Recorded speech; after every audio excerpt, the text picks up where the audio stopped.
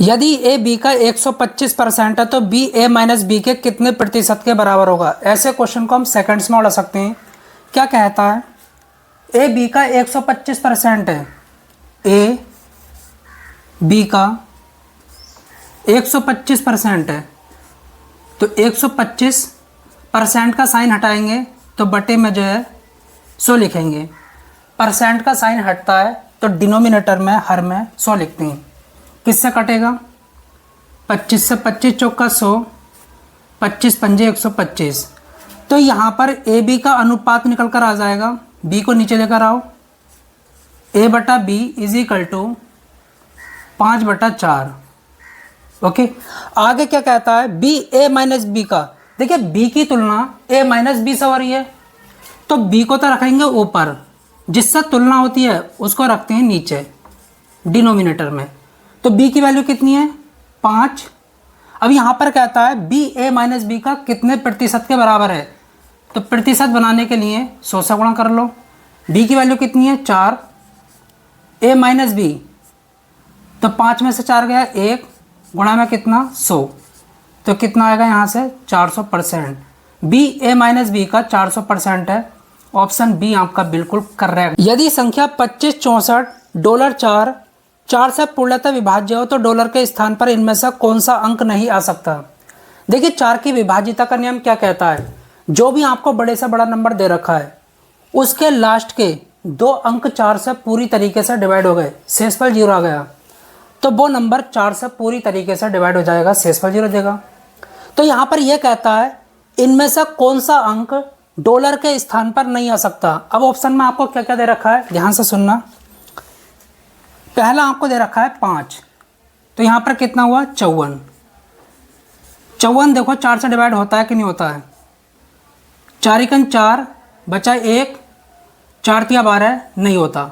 Okay, point में value आ जाएगी। 2 रख कर देखते हैं तो कितना आएगा 24, तो 24 4 से डिवाइड होता है, 4 × 24, 8 रखते हैं 84 हो गया। 84 4 से डिवाइड होता है, बिल्कुल होता है, 4 दूनी 8, 4 × 4 6 रखते हैं तो कितना हो जाएगा 64। 64 4 से डिवाइड होता है, बिल्कुल होता है, 16 बारी में। तो यहाँ पर कौन सा अंक नहीं रख सकते। देखिए जब डॉलर के स्थान पर हम 5 रख रहे हैं तो लास्ट के 2 अंक 4 से पूरी तरीके से डिवाइड नहीं हो रहे, तो हम 5 को नहीं रख सकते।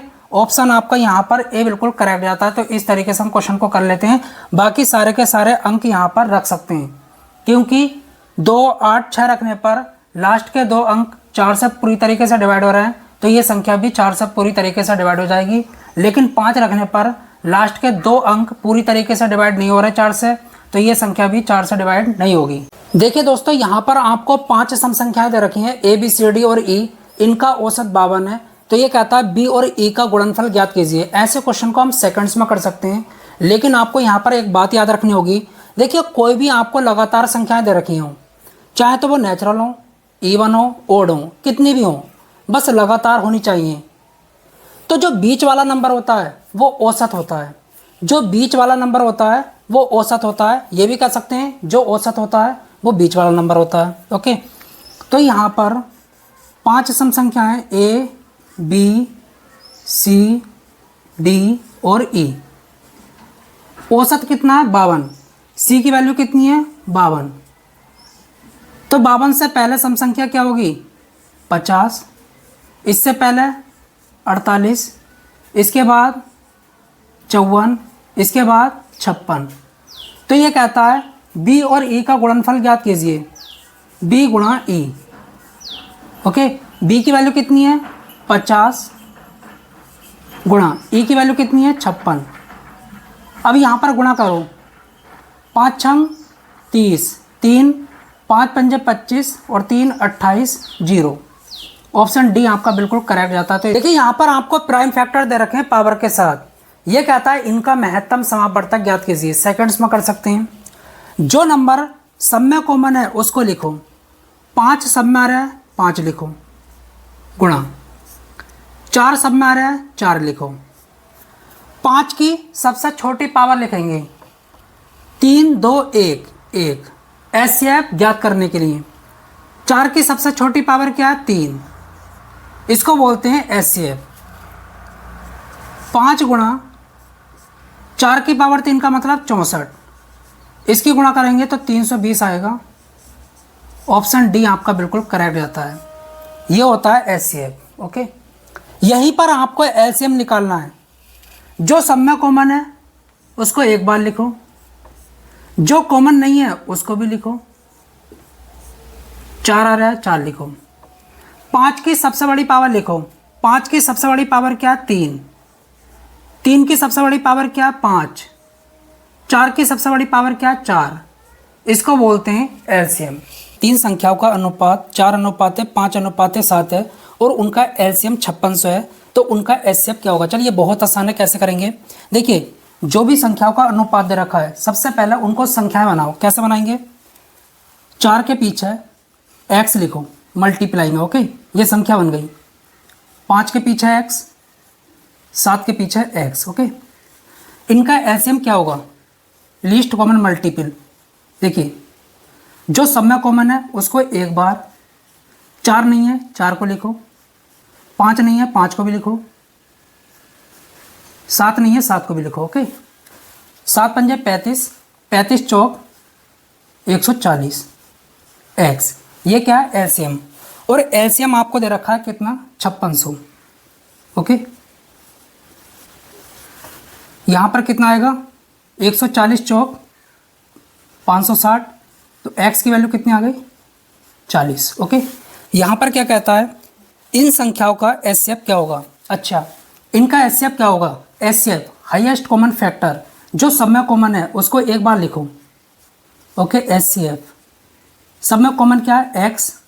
ये क्या? एचसीएफ, और इसकी वैल्यू कितनी है? 40। तो ऑप्शन ए आपका बिल्कुल करेक्ट जाता है। देखिए दोस्तों, ये जो क्वेश्चन है मोस्ट इंपोर्टेंट क्वेश्चन है। इस तरीके के क्वेश्चन भी पूछे आते हैं।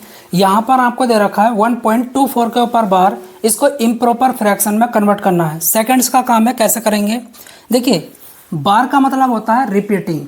रिपीटिंग का मतलब होता है जिसके ऊपर बार होता है उसको बार बार लिखना होता है। इसको इस तरीके से भी लिख सकते हैं, 1.242424। ओके, लेकिन ये सब करने की ज़रूरत नहीं है। कैसे करेंगे? जो भी आपको नंबर दे रखा है उसमें पॉइंट और बार को भूल जाओ और यहाँ पर लिख दो 124 माइनस जिसके ऊपर बार नहीं है, एक के ऊपर नहीं है, इसको घटा लो। ये हो गया अंश, न्यूमिनेटर में लिखा है। अब डिनोमिनेटर में कैसे लिखेंगे? हर में।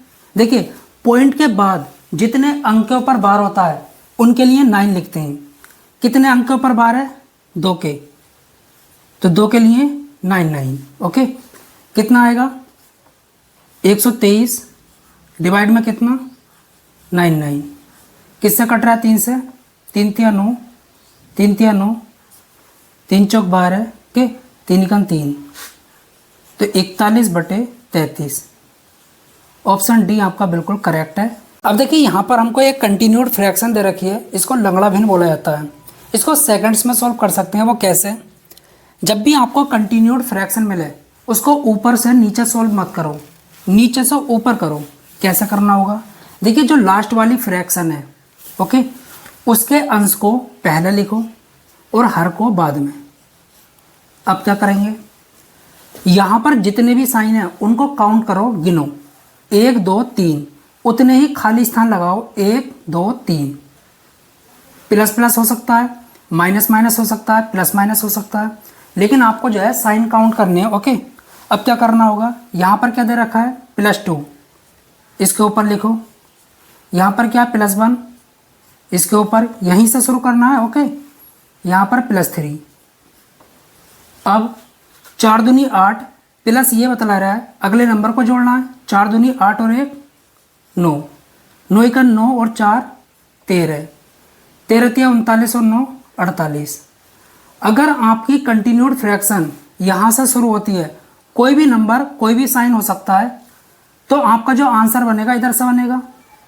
लास्ट वाले नंबर को अंश में रखेंगे न्यूमिनेटर में, और उससे पहले वाले को डिनोमिनेटर में, हर में। तो ऑप्शन ए आपका बिल्कुल करेक्ट जाता है। देखिए दोस्तों, यहाँ पर हमको एक सीरीज दे रखी है, √2 + √2 + √2, और कहाँ तक जा रही है? इनफाइनाइट तक।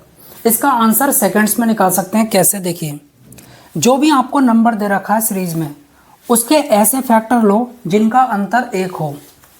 2 के क्या फैक्टर हो सकते हैं? 2 गुणा 1, इनका अंतर कितने का? 1 का। ओके, हमेशा याद रखना। अब क्या देखेंगे, अगर सीरीज में प्लस चल रहा है तो जो बड़ा फैक्टर है वही आपका आंसर है, तो ऑप्शन बी आपका बिल्कुल करेक्ट जाता है। मानकर चलो सीरीज में माइनस चल रहा होता तो ये आपका आंसर होता। 12.5% प्रति वर्ष साधारण ब्याज की दर पर निवेश की गई राशि कितने समय में 3 गुनी हो जाएगी। देखिए, इसके लिए एक फॉर्मूला होता है। जब भी आपको इस तरीके का क्वेश्चन मिले, R गुणा T is equal to 100 multiply n-1। Okay, ये होता है फॉर्मूला। R से मतलब रेट, T से मतलब टाइम, समय, n से मतलब होता है गुना, 2 गुना, 3 गुना, 4 गुना, 5 गुना। R की वैल्यू कितनी है? 12.5%। क्या मैं इसको 25/2 लिख सकता हूँ? समय हमको निकालना है, इज इक्वल टू 100 गुणा कितनी गुनी कहता है? 3 गुनी। तो n की वैल्यू कितनी है? 3 माइनस 1, 25 चौका 100। T इज इक्वल टू 4 दूनी 8 गुणा, यहाँ से मिलेगा 2। तो देखिए 8 दूनी 16। देखिए, जो भी राशि आपने निवेश की है 12.5% की दर से 16 साल में स्वयं की 3 गुनी हो जाएगी। तो ऑप्शन यहाँ पर सी बिल्कुल करेक्ट। देखिए दोस्तों, ये जो क्वेश्चन है मोस्ट इंपोर्टेंट क्वेश्चन है। किस तरीके से होगा? 2400 रुपये को 2 बंदों में बांटा है, ए और बी में। किस अनुपात में? 7:5 में। यदि 2400 रुपये को ए और बी के बीच 7:5 के अनुपात में बांटा जाता है तो बी का हिस्सा ज्ञात कीजिए। देखिए कैसे करेंगे। यहाँ पर 2 बंदे हैं, ए और बी। 2400 रुपये का इसको 7 अनुपात में हिस्सा मिलता है और इसको 5 अनुपात में। इनका योग कितना होगा? ये भी पैसे हैं लेकिन अनुपात में। 7 5 12 और 12 अनुपात की वैल्यू कितनी होगी? 2400। ओके, ये अनुपात में रुपए हैं और ये एक्चुअल में। तो यहाँ पर कितना आएगा? 200। तो 1 अनुपात की वैल्यू कितनी आई? 200। तो ये कहता है बी का हिस्सा ज्ञात कीजिए। 1 अनुपात की वैल्यू कितनी है? 200। तो 5 अनुपात की वैल्यू कितनी होगी? 1000। तो ऑप्शन आपका यहाँ पर ए बिल्कुल